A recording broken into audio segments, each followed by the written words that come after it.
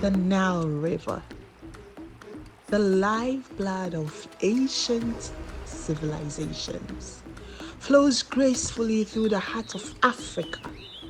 For centuries, the people living along its banks have revered the river, knowing it as a source of life, prosperity, and mystery.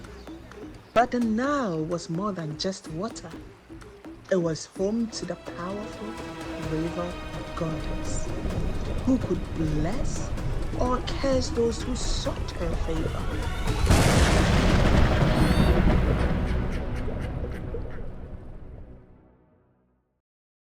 In the village of Kemet, nestled along the banks of the Nile, lived a kind and hard-working family.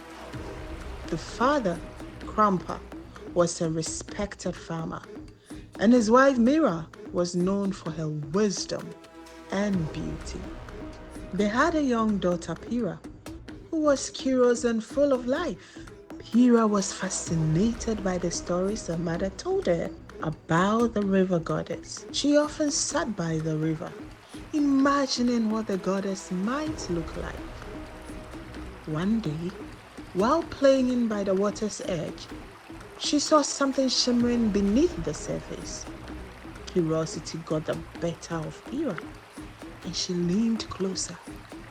Suddenly, the water swelled, and the river goddess emerged, her form ethereal and radiant.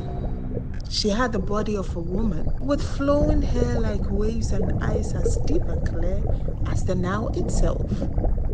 Pyra gasped in awe. The river goddess smiled at Pyra's innocence and spoke in a gentle, melodic voice. She offered Pyra a blessing. The land of her village would be fertile and abundant, but with one condition. The villagers must respect the river and never take more than they need. If they did, the blessings would turn into curses.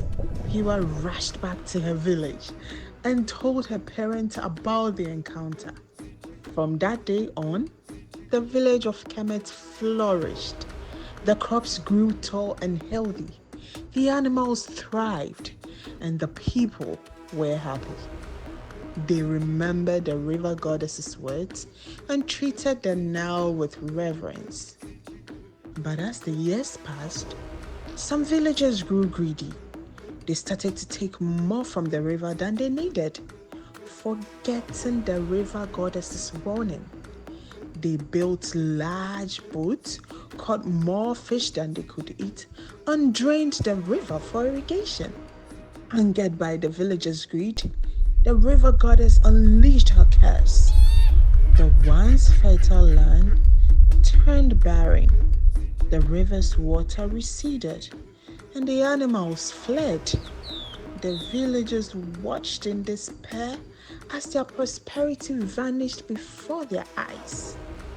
Heartbroken, Pyra returned to the river and begged the river goddess for forgiveness. She pleaded for the chance to make things right, promising that the villagers would honor their original vow. Moved by Pyra's sincerity, the river goddess agreed to give the village another chance.